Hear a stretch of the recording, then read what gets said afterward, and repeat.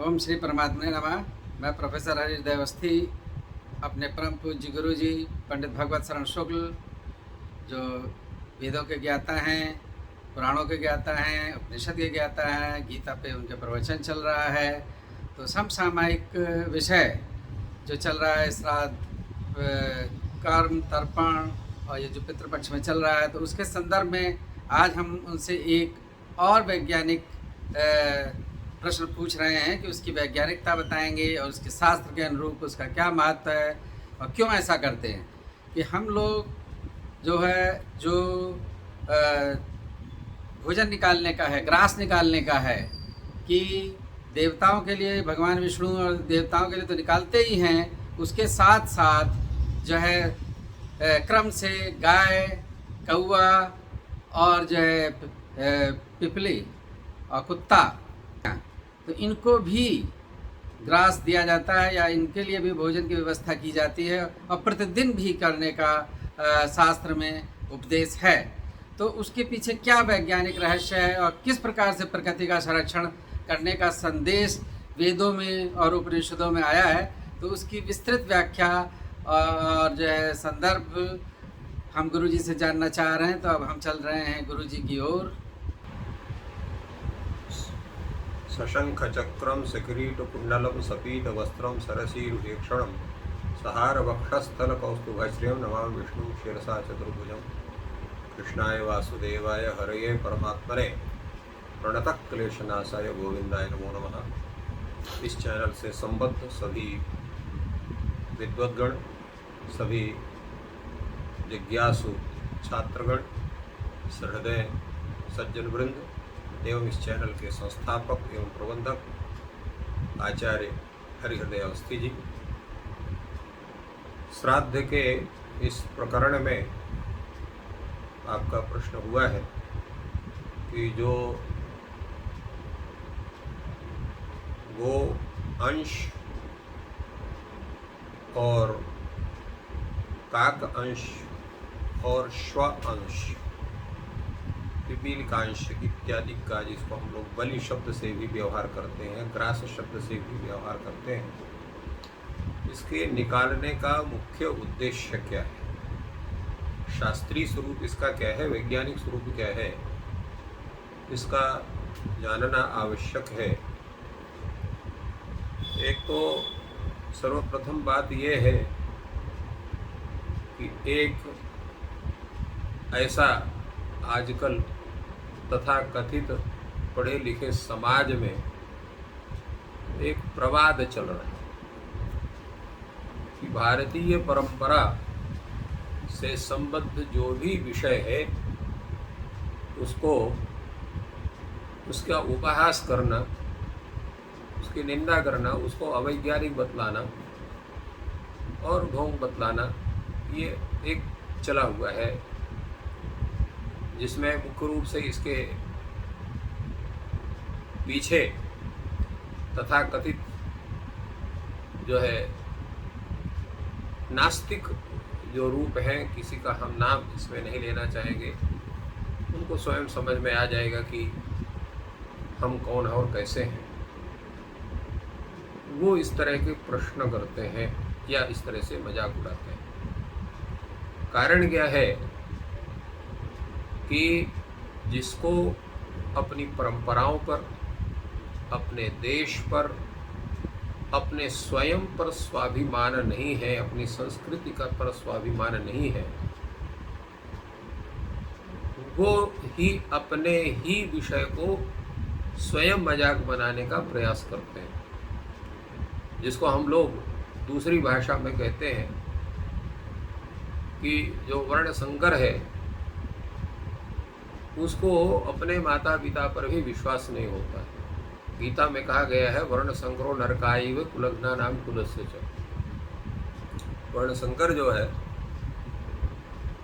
तो वो केवल नरक गामी कैसे वो बने, उसके यही प्रयास होते हैं,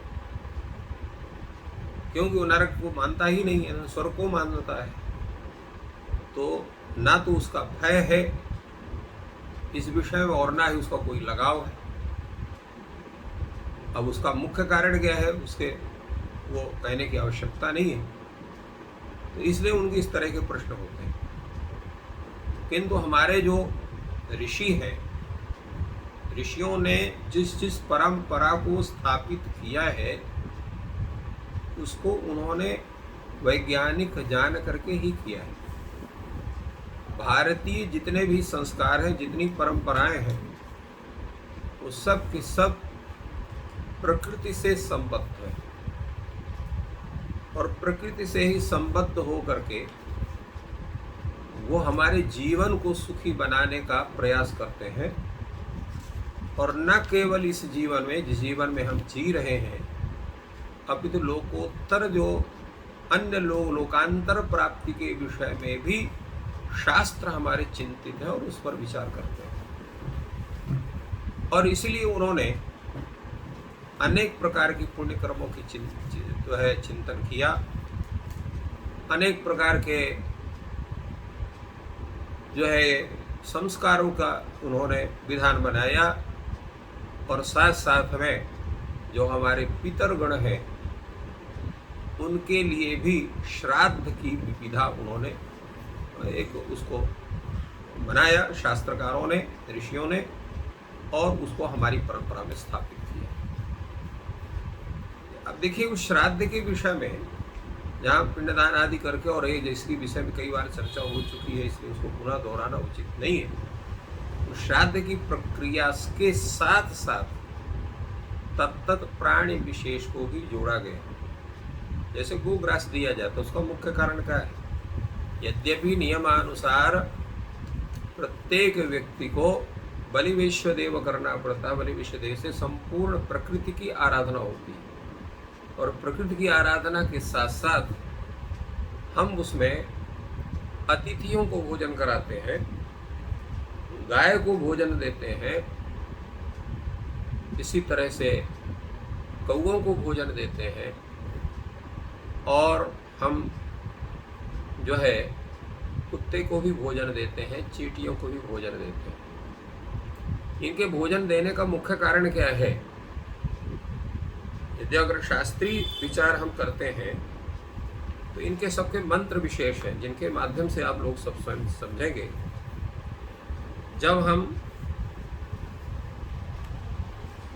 गाय को अर्पण करते हैं तो उसका मंत्र है सौरभेया सर्विता पवित्रा पुण्यराशया प्रतिग्रहणान्तिमं ग्रासम गावस्त्रैलोक्य मातरा। ये जो गाय है ये कामधेनु की वंशज है, कामधेनु से इनका प्रारंभ हुआ है। कामधेनु का मतलब क्या होता है? जो कामना आप करें वो आपको प्राप्त होता है, वो कामधेनु और कल्पवृक्ष का स्वरूप होता है। तो इनका स्वरूप क्या है? सर्वहिताः, सबका हित करने वाली है ये। जो उनको मारने वाले हैं तथाकथित लोग, उनका भी हित करती हैं, उनको भी दूध वैसे ही देती हैं जो उनका सेवा करने वाला उसको भी। पवित्राः, अत्यंत पवित्र होती है। यहाँ तक कि संसार की जितने प्राणी हैं, किसी का जो है पुरीश और मूत्र शुद्ध नहीं होता है।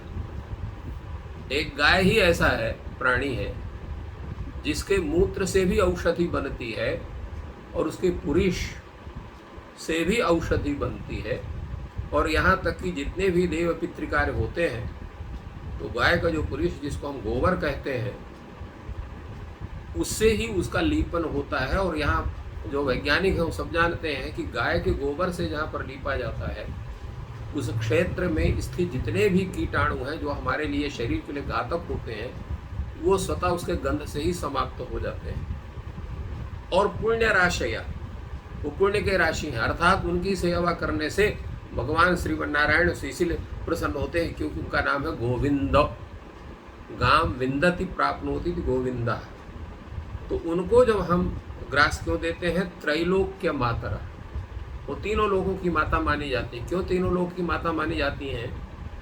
क्योंकि माँ के बाद अगर व्यक्ति किसी का दूध पीता है तो मुख्य रूप से गाय का ही, और गाय के दुग्ध में कितने प्रकार के पोषक तत्व माने जाते हैं इसका वैज्ञानिकता किसी से छिपा नहीं है। आप किसी भी वैद्य से, डॉक्टर से, और आजकल का जो आपका सबसे बड़ा गुरु है गूगल, उससे सर्च करके भी जान सकते हैं। तो इसलिए हम उस गाय को ग्रास दे करके और उसके प्रति कृतज्ञता ज्ञापित करते हैं। ये इसका शास्त्रीय स्वरूप होगा। इसी तरह से जो है हम जो कुत्ते हैं उनको हम बलि देते हैं। क्यों देते हैं? उसके दो मुख्य कारण हैं। क्योंकि वे जो हैं तो श्याम और शवल नाम के हो, उनका नाम है। वैवस्वत कुल में उत्पन्न, वैवस्वत का मतलब क्या है? भगवान सूर्य के कुल में उत्पन्न हुए हैं। और उनको हम देते हैं कि वो हम जब हम यम यात्रा में जाएं तो वो मार्ग में हमारी रक्षा करें। एक उसका ये भाव होता है। दूसरा क्या है? वैवस्वत कुलोद्भव इनको क्यों कहा गया? ऋग्वेद में भी आज भी शर्मा जो है सूक्त है जिसमें शर्मा और यम का संवाद है। तो ये शर्मा से ही उत्पन्न ये श्याम और शबल नाम के दो कुत्ते उत्पन्न हुए, उन्हीं की ये संपूर्ण संतान मानी जाती हैं। तो ये साक्षात सूर्य से संबद्ध है और सूर्य पुत्र यम भी कहे जाते हैं। तो अगर उस दृष्टि से हम देखते हैं तो ये सूर्य के साथ साथ ये यम से भी संबद्ध हैं। तो इनके ग्रास देने से, इनका पालन पोषण करने से यमराज को भी सुख प्राप्त होता, अर्थात उनकी प्रसन्नता बनती है। इसलिए इनको भी दिया जाता है। और साथ साथ में इनको जब हम देते हैं, ग्रास देते हैं, आप देखिए कि आप जिस कुत्ते को आप प्रतिदिन ग्रास दे रहे हैं वो बिना कुछ कहे आपके दरवाजे में बैठा रहता है। अगर कोई आता है तो उसको जल्दी अपरिचित व्यक्ति को घुसने नहीं देता है। और आज तो एक ट्रेड चल गया है कि लोग गाय को ना पाल करके अपने अपने घर में देशी विदेशी अनेक प्रकार के कुत्तों को पालते हैं, उनको खिलाते पिलाते हैं। परंतु श्राद्ध के नाम पर किसी को भी एक ग्रास नहीं दे सकते हैं जो सामान्य कुत्ते हैं। तो ये हमारी जो अपने संस्कृति के प्रति एक अनास्था भाव है, तो ये कहीं ना कहीं हमें हमारे स्वरूप को विचलित करता है। इसी प्रकार पिपीलिका, चींटी हैं, चींटियों को भी हम देते हैं। पिपीलिका कीट पतंग काद्या बुभुक्षिता कर्मण योग बंधा तृप्त्यर्थमन्नम ही मया प्रदत्तम तेषां मिदं ते मुदिता भवन्तु। ये पिपीलिका को देने के लिए, पिपीलिका को हम लोग जो है आटा में चीनी मिला करके उनको देते हैं। ये उनका भोजन है, उसको करते हैं। तो कीट पतंग इत्यादि को होता है। और इसी तरह से जो आपके कौवे हैं उनको भी हम देते हैं। जैसे हमने बताया कि जो कौवे हैं वो साक्षात यम के प्रतिनिधि भूत हैं। यमदूत भी उनको कहा जाता है। इसका मंत्र है यमोसि यमदूतोसि वायसोसि महाबलः तुभ्यमन्नम प्रदास्यामि वायस प्रतिगृह्यताम। तो साक्षात यम का प्रतिनिधिभूत, यम का दूत का प्रतिनिधिभूत इन कौवों को बताया जाता है। तो इनको भी अन्न देने से यमराज प्रसन्न होते हैं, ऐसा ये शास्त्रीय विचार है। अब आइए चलते हैं हम लोग थोड़ा सा जो है इसका एक प्राणी विज्ञान के आधार पर विचार करते हैं। देखिए, ये जो आश्विन मास है जिसको हम लोग शरद ऋतु में कहते हैं, ये तीनों का ये प्रजनन काल होता है। प्रायः गाय आदि ही का जो है प्रजनन काल होता है और कौवों की भी प्रजनन काल की स्थिति बनती है और कुत्तों के भी प्रजनन काल की स्थिति बनती है। तो जब हम इनको भोजन कराते हैं तो इनका प्रजनन का एक स्वरूप है, क्योंकि एक आदमी नहीं कराता है, प्रत्येक घर घर में होता है प्रक्रिया, विशेष करके इस आश्विन मास में। सामान्य नियम के आधार पर तो हम प्रतिदिन ये तीनों बलियों को, चारों बलि को हम प्रतिदिन करते हैं, परंतु अगर हम प्रतिदिन नहीं कर पा रहे हैं तो कम से कम इस पितृपक्ष में तो अवश्य करना चाहिए। इस पितृपक्ष के समय करने से, क्योंकि ये प्रजनन काल है, अगर हम गाय को पूर्ण रूप से भोजन कराते हैं तो गाय का शरीर पुष्ट होता है और उससे जो है वो प्रजनन अर्थात गर्भधारण की क्षमता की अभिवृद्धि होती है। इसी तरह से कुत्तों के लिए भी है, उनके भी कुत्ता कुतिया सबको खिलाइए, नहीं खाली कुत्ता को खिलाइए, कुतिया को ना खिलाइए। इसी प्रकार गाय को खिलाइए, बैल को मत खिलाइए, सभी के लिए है। गो मतलब गोवंश, कुत्ता का मतलब कुत्ता वंश, सभी को खिलाने का। इसी प्रकार काक के लिए तो इनका भी प्रजनन सामर्थ्य बढ़ता है और जिसके कारण से एक स्वरूप, एक प्राणी विशेष की रक्षा का एक स्वरूप बनता है। कौओं के विषय में दो स्थिति इनकी प्रसिद्ध है। इनका जब प्रजनन होता है तो कुछ ऐसे हमारे वृक्ष हैं जिसमें कि हम पीपल को कह सकते हैं, बरगद को कह सकते हैं, पाकर को ले सकते हैं, गूलर को ले सकते हैं। इन सभी वृक्षों के जो फल हैं उसका ये भक्षण करते हैं। भक्षण करने के बाद जो वीट इनका होता है, जो वीट करते हैं, उस वीट में ही उन बीजों में अंकुरण क्षमता का प्रादुर्भाव होता है। अभी आप पीपल है, बरगद है, गूलर है, पाकर है, इनके बीजों को ले जा करके आप अलग से बोइए तो नहीं जमेंगे। किंतु जब ये काक पक्षी के वीट को अगर आप वहाँ पर रख देते हैं तो निश्चित है कि वहाँ पर उन पौधों का उत्पादन होता है, क्योंकि उस वीट में के अंतर्गत जो बीज हैं उसमें अंकुरण क्षमता का विकास हो जाता है। और ये जो पंच पल्लों के अंतर्गत, ये जो चार पल्लों के वृक्ष हैं, इनको हम पंचवटी के साथ में कर सकते हैं। आम्र फल भी उसी के अंतर्गत आता है, किंतु आम्र का फल बड़ा होता है, उसके लिए कोई विशेष इसके लिए नहीं है। किंतु ये चार जो वृक्ष हैं, पीपल, बरगद, पाकर और गूलर, तो इनके लिए एक विशेष प्रकार का है। तो जब कौओं की अभिवृद्धि होती है तो इन वृक्षों का विस्तार होता है और जो प्रकृति के लिए विशेष करके, जिसके लिए अभी हाहाकार मचा हुआ था, जो ऑक्सीजन है, तो सबसे ज़्यादा ऑक्सीजन इन वृक्षों से प्राप्त होता है। तो इससे प्रकृति का भी संस्कार होता है। जैसा हमने बतलाया था कि हमारा ये जो श्राद्ध कर्म है, जलदान कर्म है, संपूर्ण प्रकृति के आराधना का भी एक स्वरूप है। और हमारे जो ऋषिगण है वो जानते थे कि प्रकृति का संरक्षण कैसे करना है, तो उन्होंने एक संस्कार विशेष के साथ, एक कर्म विशेष के साथ, नित्य कर्म के साथ, नैमित्तिक कर्म के साथ उन सब कार्यों को जोड़ दिया। तो उससे उसका भले ही आप वैज्ञानिक रहस्य न जाने, किंतु अगर उसका आप परिपालन करते हैं तो उसका लाभ आपको मिलेगा ही। जैसे आपको डॉक्टर आपको दवा देता है, आप उसे नहीं पूछते इस दवा में क्या क्या मिलाए हो, हम कहीं खाएं मर जाएं, तो अपनी दवा वापस लेना, कहे आप जाओ अपना दूसरे से आप इलाज कराओ। उससे आप ये नहीं पूछ सकते, क्योंकि जानते हैं कि ये डॉक्टर जो दे रहा है इसने इसको पढ़ा है और वो समझ करके हमारे रोग को दूर करने के लिए ये दवा दे रहा है। परंतु अगर कोई विद्वान पंडित अगर किसी क्रिया को कहता है तो आप उससे पूछ लेते हैं इसके वैज्ञानिक कारण क्या है, फलाना कारण, ढिकाना कारण क्या है। आप जानते हैं वो आपको बता भी देगा, तब भी आपके कुछ पल्ले पड़ने वाला नहीं।